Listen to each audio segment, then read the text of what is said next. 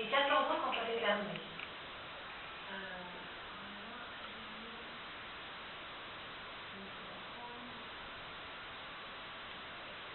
Kenchela, c'est une ville au nord-est de l'Algérie. Alors, c'est une commune, chef-lieu, comme chef-lieu, comme une capitale, chef-lieu, de Wilaya de Bethal. Elle est située dans les Aurès, dans l'est de l'Algérie. Les Aurès, c'est une région montagneuse. C'est là que sont nées les premières protestations anticoloniales. Parce que dans les régions montagneuses, on pouvait se cacher. Tout a commencé dans les Aurès. La ville, elle est appelée Kenchana. Ça vient du nom d'une reine, Zilia. Sa fille s'appelait Kaena. J'imagine que ça se prononce Kaina, parce que j'avais une copine qui s'appelait Kaina quand j'étais petite. Donc après l'arrivée de l'islam, parce qu'ils sont berbères. En Algérie, ce sont des berbères, ils ne sont pas islamistes. Ils ont été ensuite colonisés par les Arabes. Donc, Kenchela, ça veut dire Angela. Ici, en espagnol, ce serait Angela. Alors, Ken, qui signifie colombe, et Shela, de Salah, qui signifie la paix. Salah, aujourd'hui, c'est un nom de garçon. Moi, je connais le grand frère de ma copine, s'appelle Salah, la paix. Donc, Kenchela, la messagère de la paix. Kenchela, c'est ici. Je ne sais pas si je ici, Kenchela. Voilà. Ma copine est née ici à Kenchela, et son papa, il est né dans un petit village à côté de Kenchela. Elle est née vraiment dans la ville de Kenchela. Donc c'est une région montagneuse. Des Aurès. Voilà. Ici, au nord. Alors, les Romains ont aussi voyagé et découvert cette partie de l'Algérie. Ils vont créer des bains, les hammams. Aujourd'hui, ils sont toujours là, les hammams.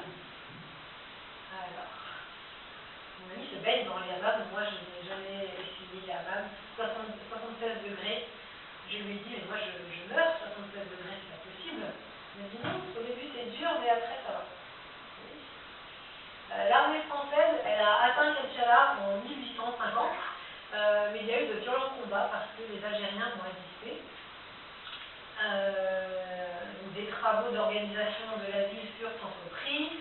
Les premiers colons français furent autorisés à partir de 1878.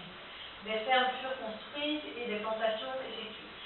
Encore aujourd'hui, c'est une ville qui vit surtout de l'agriculture. Pas une grosse ville. En tout cas, où est ma copine, c'est pas une ville très développée, on va dire. On a dit encore, il y a des routes et l'électricité, c'est encore pas terrible. Et du coup, c'est une ville ici plus bas, qui a eu une grosse augmentation de la population, qui s'explique par les déplacements des populations pendant la guerre d'Algérie, parce que c'était un lieu de refuge. On allait se réfugier dans ce lieu montagneux des Aurès, à Kenchela. D'où l'augmentation de la population ensuite. Et du fait qu'il y a eu beaucoup de gens qui sont arrivés en peu de temps, ça a posé des problèmes d'urbanisation, donc des soucis de logement, d'eau, d'égouts et d'électricité. Des égouts. Oui, des égouts. Des égouts. Égouts, du mot égoutté, eau. Quand on marche sur les trottoirs, parfois il y a des trous sur les trottoirs, ce sont les égouts. Alors la population active, elle est évaluée à 40% de la population totale, 41% dans l'agriculture, surtout dans l'agriculture, 10% dans l'industrie, 11% dans les travaux des bâtiments, 38% dans les services. Hop, une photo de Kenchela, pour que vous puissiez voir à quoi ça ressemble.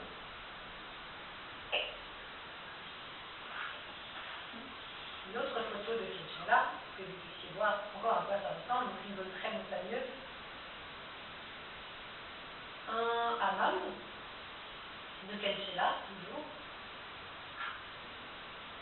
Et une photo de classe. Et j'avais pas prévu qu'il y aurait des photos et tout ça. Une photo de classe, c'est ma photo de classe quand j'avais 8 ans. Sauriez-vous me reconnaître? Je suis avec mon amie, ma copine. C'est l'avenir du milieu. La deuxième d'ici ou la troisième du milieu, c'est ça? La première de la roche, c'est ça? Elle, non, elle c'est Anne-Charlotte. Ah, on est là. La deuxième de la première fille. Mathilde, sinon elle est turque, alors elle est toujours ma copine, toujours ma copine, ça c'est Nilüfer. Et ça, c'est donc Alem. On avait 8 ans. On est copines depuis qu'on a 3 ans. Depuis qu'on arrive en maternelle, hop, on est toujours copines aujourd'hui. Et du coup, c'est elle qui va vous raconter l'histoire de son papa. Ça c'est Alem aujourd'hui, elle ressemble à ça. Aujourd'hui, elle a 26 ans, Alem. Et c'est son neveu. Son neveu, le fils de son frère. Et ensuite, je ne sais pas si ça peut marcher à partir de là. Alors ensuite, j'ai un enregistrement. Je lui avais dit de s'enregistrer, je lui avais demandé d'enregistrer son papa. Et elle m'a dit, ah non mon père, tu rigoles, t'as vu son accent, ils vont rien comprendre. Je lui ai dit, mais si, justement, ça va les entraîner, ils vont écouter les accents, parce qu'en France, il y a un tas d'accents. Elle m'a dit, mais mon père, c'est pas un accent qu'il a, c'est une charcuterie, c'est une boucherie de la langue française. C'est ce qu'elle m'a dit. Alors je lui ai dit, mais non, ce sera intéressant, ça va être marrant, on va voir s'ils vont comprendre, s'ils vont pas comprendre.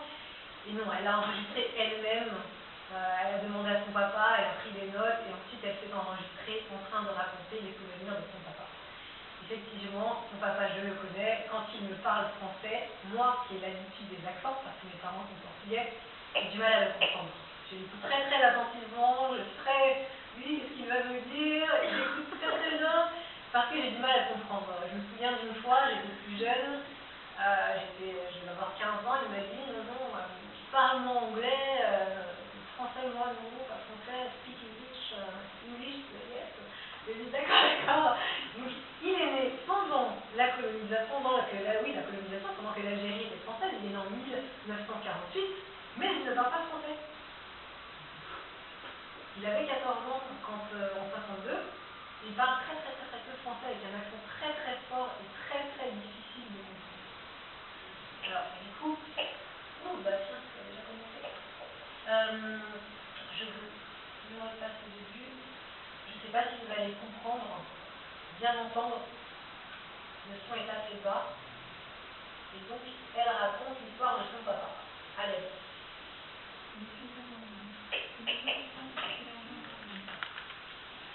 Le 1er novembre, c'était les 60 ans du soulèvement du peuple algérien et j'habite en France depuis l'âge d'un an et demi.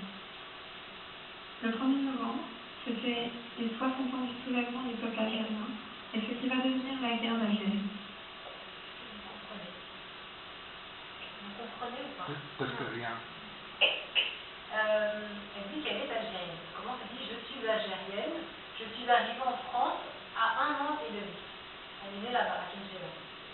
Le 1er novembre, elle dit, c'est l'anniversaire de l'indépendance de l'Algérie. Et elle m'a raconté... Le 1er novembre, c'était les 60 ans du soulèvement du peuple algérien. Les 60 ans du soulèvement du peuple algérien. Finir la guerre d'Algérie. Quelle devient la guerre d'Algérie? L'histoire que je vais vous raconter, c'est la guerre. Mais au travers des souvenirs d'un enfant, les souvenirs de mon papa. L'histoire que je vais vous raconter, c'est la guerre, mais au travers des souvenirs d'un enfant, les souvenirs de mon papa. C'est ce qu'elle dit. À l'époque, mon père avait 6 ans. À l'époque, mon père avait 6 ans. Il habitait dans une campagne, près de la ville de Khancha. C'est aussi là où je suis née. Il n'y avait pas beaucoup de civils français car c'était une campagne. Alors, elle dit qu'à l'époque, son papa il avait 6 ans, qu'il était né dans un village à côté de Kenchala et qu'il y avait très peu de civils français parce que c'était un village. Sûrement pour ça qu'aujourd'hui il ne parle pas français. Ce dont il se souvient, c'est que c'était une période de peur, d'intimidation. Il y avait beaucoup de morts. Il se souvient des chars et des avions ainsi que des femmes. Donc, dont il se souvient, c'est que c'était une période de peur et d'intimidation. Il y avait beaucoup de chars, d'avions et de soldats continués à s'y passer.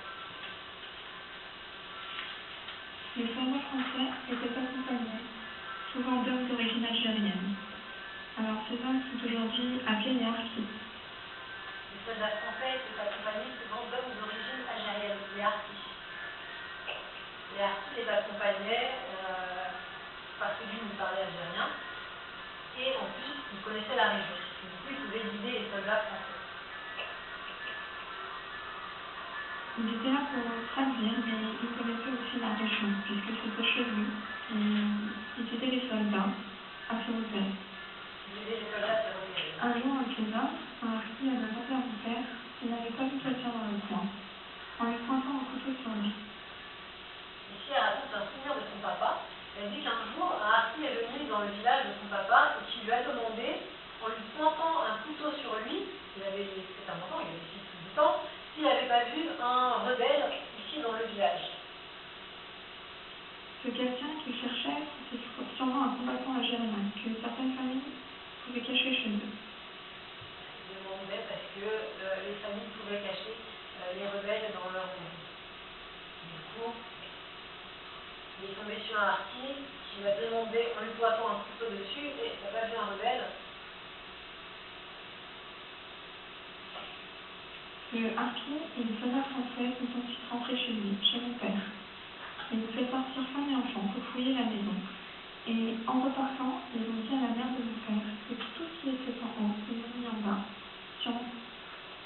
Ensuite, le harki est rentré dans la maison de son papa. Ils ont fait sortir les femmes et les enfants de la maison. Ils ont tout mis sans dessus dessous. Quand le harki est sorti, il a dit à la maman, donc à la grand-mère de ma copine, à la maman de son papa, il lui a dit tout ce qui était en bas, tout ce qui était en haut, on l'a mis en bas. Et effectivement, quand ils sont rentrés dans la maison, la farine était par terre, le sucre était par terre, la semoule, tout était par terre et irrécupérable. Donc, on ne peut pas dire qu'ils avaient mis le bazar. Et en rentrant dans la maison, en effet, tout était par terre. Farine, sucre, semoule, rien n'était récupérable. Il se souvient des gens poursuivis par des types et abattus, des morts amenés dans les familles devant les enfants. On se souvient que les gens étaient poursuivis par des jeeps, des grosses voitures, ils étaient abattus et qu'ils étaient emportés, comme ça, devant les enfants. C'était une période horrible. Pour travailler, les Algériens devaient aller chercher une carte. Et pour cela, ils devaient se rendre devant une bâtisse française. Mon père appelle ça la casorac. Je pense que c'était une sorte de caserne française. Ça raconte un autre souvenir de son papa. En fait, les Algériens, pour pouvoir travailler, elle dit qu'ils avaient besoin d'une carte. Pour avoir cette carte, pour pouvoir travailler, ils allaient la chercher dans la casorac. Alors je lui dis, mais qu'est-ce que c'est la casorac? Elle m'a dit, je ne sais pas, mon père dit la casorac. Il dit, j'imagine que c'est un établissement français dans lequel il devait récupérer une carte pour pouvoir travailler. Il appelle ça la casorac. Il m'a dit, c'est un mélange d'arabe, de français, casorac. Voilà. Bref, un groupe d'hommes de son village ont été là-bas et sans aucune raison, peut-être la peur du régime, ils se sont fait tuer devant cet établissement. Elle dit qu'un groupe d'hommes de son village sont partis dans cette casorac, dans cet établissement, pour chercher la petite carte pour pouvoir travailler. Et ils se sont fait tuer là-bas. On ne sait pas trop pourquoi, sans aucune raison apparente. Probablement que les vigiles ont eu peur, on ne sait pas trop pourquoi. C'était des exécutions comme ça. C'était un groupe d'hommes du village de son papa.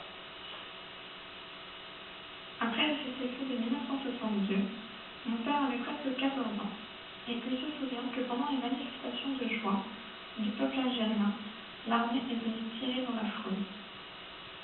Et là, son père, on est en 1962, son papa se souvient, il avait 14 ans.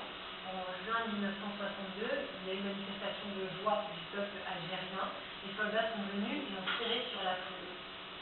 À ce moment-là aussi, son papa s'est fait battre, le papa du papa, donc l'arrière-grand-père de ma copine, s'est fait battre.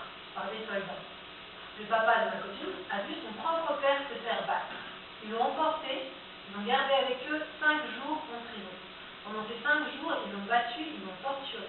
Quand il est revenu chez lui, son propre fils ne le reconnaissait pas. Il était tellement embauché, il avait le visage complètement défiguré. Il ne le reconnaissait pas. Qu'est-ce qu'il y a battu là? Il a vu son père se faire battre et est amené en prison où il est resté 5 jours durant. Un de ses oncles a réussi à le faire libérer, mais à son retour, mon père ne l'a pas reconnu tout de suite, car il était trop embauché par les mauvais traitements et la torture qu'il avait subie en prison. Il m'a expliqué que son visage avait complètement changé de forme, comme gonflé par les coups, par la faim, etc. Que son visage avait complètement changé de forme, qui était comme gonflé par les coups, amoché par tous les coups, par la faim aussi, parce qu'il a resté 5 jours en prison. Il est sorti parce que c'est son frère qui a réussi à le faire sortir. L'armée est ensuite partie rapidement au départ. Ils ont abandonné beaucoup de choses sur place. Après ça, il dit que l'armée est partie rapidement, elle n'est pas restée sur place. Ils ont fait ce qu'ils avaient à faire, ce qu'ils considéraient qu'ils avaient à faire, ils ont capturé des gens, ils les ont emprisonnés, ils les ont battus, ils les ont maltraités, et après ça, ils sont vite repartis en laissant plein d'affaires sur les yeux. Quand l'armée est partie, les habitants ont tout cassé, tout démoli, les maisons et les églises. Peut-être pour s'affranchir totalement de cette colonisation qui a duré un peu plus de 150 ans. Le reste, pour les élections, etc., ça fait plutôt partie de ma grande histoire. Pas les souvenirs de mon père. Ensuite, elle dit que quand les soldats, après avoir torturé les gens, sont partis, ils ont tout laissé sur place, ils sont partis très rapidement. Les Algériens, quand ils sont venus sur place, ils ont tout démoli, ils ont tout cassé. Elle dit, je suppose que mon père veut dire qu'ils ont cassé tout ce qui était français. Les maisons, les églises, ils ont tout démoli, ils se sont déchaînés dessus. Et elle termine en disant que tout ce qui est politique, tout ce qui est électoral, son papa ne lui en parle pas parce que pour lui c'est une histoire avec un grand H, il ne connaît pas, il avait 14 ans à l'époque. Il est d'un petit village, donc lui ça ne fait pas partie de ses souvenirs. Tout ce qui est politique, ça ne fait pas partie de ses souvenirs. Voilà. Du coup, on n'entend pas très bien si ça avait été son papa